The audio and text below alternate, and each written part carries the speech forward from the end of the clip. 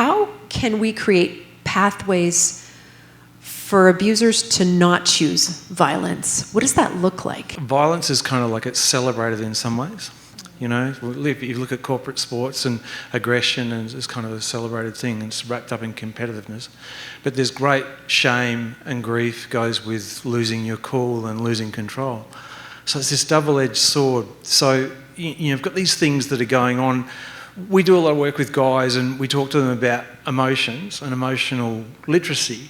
And so the idea of having emotional regulation and not so much emotional restraint, because it's wrapped up in stoicism, and if you push the emotions down long enough, they'll eventually erupt in ways that are really poorly expressed, aka, violence and aggression.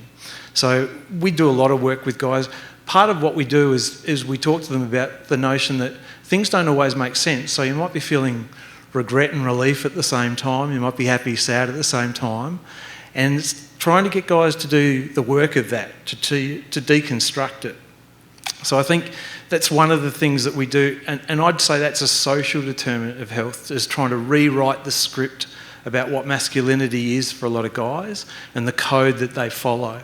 And I'd say the same in terms of we try to do strength-based work with them, and not to Pollyanna it by any stretch, but to say that I think, it's been an unfortunate decade and a half to be belabouring toxic masculinity, because boys have grown up with some really negative, stereotypes that they really weren't part of that history, And so we try to work with the strength-based piece.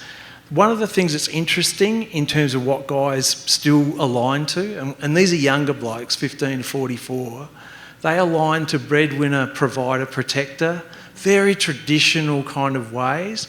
And I think there's a discordant relationship again, because out in the community and out in our structural determinants, guys aren't hitting those milestones that their forefathers hit, because it's just a different world. And I'd say the same in relationships. Most guys learn relationships on the job, so to speak, because you're really not going to be able to draw from what your dad did or what your parents did, because it's 30 years later. And so we work with guys to try and think about what even an equitable relationship is, what equality means, those sorts of things, to just try and help them think through relationships. So again, anger often comes from a place of not understanding things, not, fully deconstructing what's going on for yourself and within a relationship. And we notice that a lot of guys, relationships kind of happen to them. They didn't always go in with a plan about, what they wanted from the relationship, what the long-term goals were. So again, just trying to get upstream, I think, is really key.